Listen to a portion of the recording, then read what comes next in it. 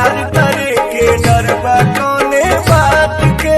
मिलल बा मौका मकैया में चल हर मुलाकात के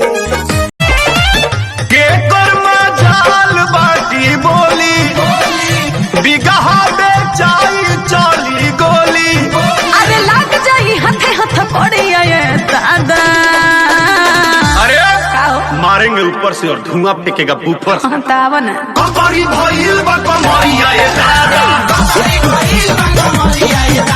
वो आशिक कौन जिसकी कोई कहानी ना हो।